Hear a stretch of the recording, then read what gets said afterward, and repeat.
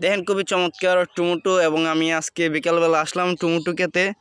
দ্বিতীয়ত হচ্ছে আজকে টমেটো খেতে আসলাম এবং একজন উদ্যোক্তার জমিতে আসলাম। দেখেন খুবই চমৎকার সুরক্ষা বাইগন, এখানেও রাজা হইয়া দিয়া এখন দেখা যায় সুক্কা সুক্কা বাইগন। আপনাদেরকে দেখাই, দেখেন সুক্কা সুক্কা দেখা যা। এখন যাইতেছি আমি আপনাদেরকে দেখাই। এটিরে আমরা বলি সুরক্ষা বাইগন। ছুডু ছুডু দেখেন, ছুডু ছুডু হইছে রাজা আছে। সবগুলো গাছের মাঝে রাজা ফরে নাই, কিছু সুরক্ষা বাইগনও ফরছে। অরিজিনাল রাজা টমেটো দেখেন, অরিজিনাল গাছ। এটার মাঝে ধরেন টমেটোর চাষটা অনেক বড় হইব। দ্বিতীয়ত হইতাছে এটার এখনো সময় ওই নাই। এখন আপনাদেরকে দেখাই যদি খুব চমৎকার বেগুন টমেটো ধরছে।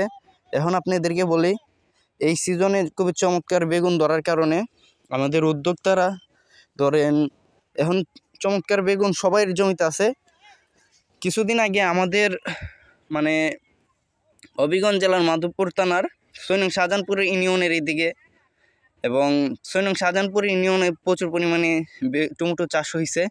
এবং আপনাদেরকে বলি যে বিষয়টা বলি, এখন সব কেন যে কোনো জায়গাতে যে জায়গাতে বেগুন টমেটো চাষ হইতো না সে জায়গাতে এখন টমেটো চাষ হইব। এখন চাষ করে সবাই রাজা টমেটোটা হইতাছে বাড়ি অঞ্চলে কম করে। দ্বিতীয়ত হইতাছে বাড়ি অঞ্চলে করে কম কিসের কারণে জানেননি? এখানের বৃষ্টির কারণে এখানেও তেমন বেশি ফলন হয় না, আর বৃষ্টি বাড়ির জমিগুলো টল হয়ে যায়। তার জন্য ওনারা এই সিজনে সবাই রোপণ করে টমেটো।